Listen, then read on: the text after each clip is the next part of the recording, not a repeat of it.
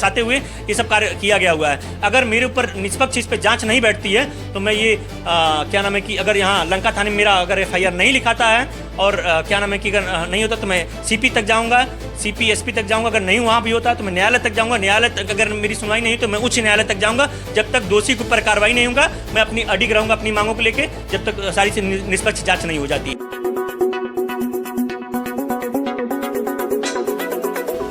BHU में छात्र नेता का आरोप, साजिश के तहत झूठे मुकदमे में फंसाया गया। जमानत पर रिहा हिमांशु यादव बोले, न्याय के लिए हाईकोर्ट सुप्रीम कोर्ट तक जाएंगे। वाराणसी काशी हिंदू विश्वविद्यालय में छात्र नेता हिमांशु यादव के खिलाफ दर्ज मुकदमे में विवाद का रूप ले लिया है। जमानत पर रिहा होने के बाद हिमांशु यादव ने खुद को निर्दोष बताते हुए विश्वविद्यालय और पुलिस प्रशासन पर साजिश का आरोप लगाया है। उन्होंने कहा कि उन्होंने किसी भी तरह की जाति सूचक टिप्पणी नहीं की, बल्कि उन्हें ही उकसाया गया। वहीं समाजवादी छात्र सभा ने प्रशासन पर बहुजन छात्रों के साथ पक्षपात का आरोप लगाया। फिलहाल इस पूरे मामले में विश्वविद्यालय और पुलिस की ओर से आधिकारिक बयान आना अभी बाकी है। Bureau report, जयदेश news. मैं हिमांशु यादव छात्र सभा का ये अध्यक्ष BHU। क्या घटना हुई थी और क्यों आपको जो है किस लिए बुलाया गया था, क्या हुआ आपके साथ घटनाक्रम? क्रम हिंदी विभाग का है। मैं गया हुआ था मैं कार्यक्रम करवा रहा था 13 तारीख को अम्बेडकर जी पे। मैं वहाँ गया था एक प्रोफेसर से साइन करवाने के लिए, जो कि उसमें 2 मेल प्रोफेसर 2 फीमेल प्रोफेसर का साइन चाहिए होता है। वो भी LT में एक हम हॉल बुक करवाए होते, उसी के प्रकरण में मैं गया था साइन करवाने के लिए। और वहाँ पे मैम क्लास ले रही थी और अटेंडेंस ले रही थी। मुझसे कहीं 5 मिनट बाहर वेट करो, तभी मैं वेट कर रहा था। तभी एक छात्र आया, प्रशांत जो नाम का लड़का छात्र आया। मैं उससे नॉर्मली उसका नाम भी नहीं पूछा, उससे मैं पूछा कि आप भाई किस क्लास में पढ़ते हैं, क्या करते हैं। तो कह रहा है कि मैं MA सेकेंड ईयर में पढ़ता हूँ, तुम कौन हो हमसे ये सब पूछने वाले, तुम यहाँ के मठाधीश हो कि क्या हो।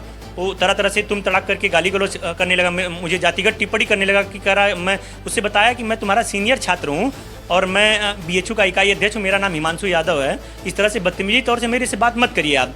तो उन्होंने उसने तुरंत हमसे कहा कि तुम यादव हो, उसके बाद तुम भैंस गुरु चरा के आए हो, भैंस चरा के आए हो, तुम इस तरह से हमसे तुम पूछोगे ऐसा सवाल। और क्या नाम है कि कहोगे कि तुम आए हो कोटा की श्रेणी से लेके आए हो, तुम हमसे ये सब करोगे, तुम्हारे ऊपर इस तरह से हमसे बातचीत करोगे, तुम्हारे ऊपर मुकदमा लिखवा देंगे, हमारे भैया कोर्ट में हैं और तुमको यहाँ से निष्कासित भी मैं करवा दूंगा। इस तरह से तमाम धमकी, जान से मारने की भी धमकी हमको देने लगा। मैं कहा अरे यार सर, हाँ ठीक से बात करिए, हम यहाँ तो आपसे कुछ मेरा व्यक्तिगत कुछ नहीं है, मैं आपसे बस नॉर्मली मैं पूछ रहा था। उसने तुरंत वहीं पर धक्का मुक्की हमसे करने लगा। तुरंत ये सब सारी चीज़ें हुआ तो फिर वहाँ कई प्रोफेसर भी आ गए। तो मैं हमको कहें कि मामला को सारी चीज़ें हो जाए, तो फिर मैं चला गया वहाँ से। फिर ये सारी चीज़ें हुई। फिर उसके बाद इसने जाके एप्लीकेशन दिया, क्या नाम है कि चीफ प्रॉक्टर ऑफिस में। हमने भी चीफ प्रॉक्टर ऑफिस में एप्लीकेशन दिया। तो दोनों ने शाम को समझौते में कर लिया कि नहीं ऐसा कोई प्रकरण होगा ही नहीं, हाँ हम लोग आपस में समझौता करा लेते हैं। लेकिन इसके ऊपर जाति का रंग देते हुए कुछ विश्वविद्यालय के तथाकथित प्रोफेसर और तथाकथित वहाँ के रिसर्च स्कॉलर जो हिंदी विभाग के, इसको जाति का रंग देने के लिए एक बहुत बड़ा मुद्दा बना के इसको विपक्ष में उसको मुकदमा मेरे खिलाफ करवा दिए। और ये जब प्रकरण पता चला तो हमको लंका थाना सिर चौकी बुलाया गया वहाँ समझौते के लिए। हमको जब वहाँ पे मैं गया तो वहाँ पे समझौते के लिए उसको भी बुलाया गया। फिर उसके बाद कहा गया कि आप चलिए लंका थाना जब मैं गया तो वहाँ पे समझौते के तौर पे मुझे कुछ बताया नहीं गया और मुझे तुरंत चौकी लंका थाने में मुझे बैठा दिया गया और वहाँ पे कोई बातचीत नहीं की गई और मुझे 151 में चालान करके मुझे जेल भेज दिया गया।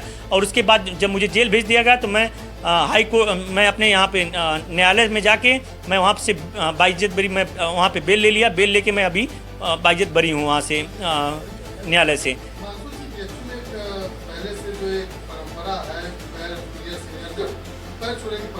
जी जी। आपके बताने के बाद भी इस तरह से बदतमीजी, तो क्या लग रहा था, क्या लगा? अब वो व्यक्तिगत हो सकता है, मैं उसे नहीं जानता था। मैं उसका तो जाति भी नहीं पूछा हुआ था, उसका मैं बस क्लास पूछा हुआ था। और हो सकता है कि मैं विश्वविद्यालय में मैं अभी यूजीसी एक्ट के खिलाफ मैं यूजीसी एक्ट के समर्थन में मैं एक रैली निकाला हुआ था, जो उसका मैं लीड रोल किया हुआ था।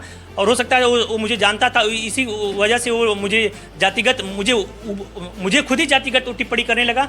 और जातिगत टिप्पणी करते हुए मुझे इसमें मेरे ऊपर कार्रवाई भी नहीं, मेरे ऊपर कार्रवाई इन सब चीज़ों पे कर दिया। और ये सारी चीज़ें मैं विश्वविद्यालय में तमाम चीज़ों से मैं मुखर होकर मैं आवाज़ उठाता हूँ।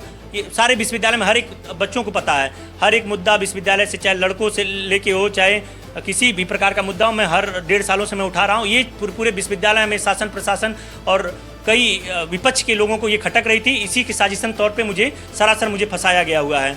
और ये सब सारी चीज़ें पूरा प्रकरण के तौर पे एकदम तथाकथित मुझे एकदम यहाँ से सोच रहे थे कि इसको इस तरह से मुकदमे में फंसा के इसको यहाँ से बहिष्कृत कर दिया जाए और ये अपनी आवाज़ जो विश्वविद्यालय में उठा रहा है, ये अब इसका आवाज़ बंद कर दिया जाए। क्या इसका राजनीति बिल्कुल पूरी तरह से ये राजनीतिक है। आप वहाँ हिंदी विभाग में कल डिपार्टमेंट खुलेगा, वहाँ पे जाके अगर आप पूछेंगे तो ऐसा कोई मामला नहीं हुआ था, जातिगत कोई ऐसा मैं कोई टिप्पणी नहीं किया हुआ था, बस उसका क्लास में पूछा हुआ था, उसी में वो मुझे उल्टा ही मुझे जातिगत टिप्पणी किया हुआ था मेरे ऊपर।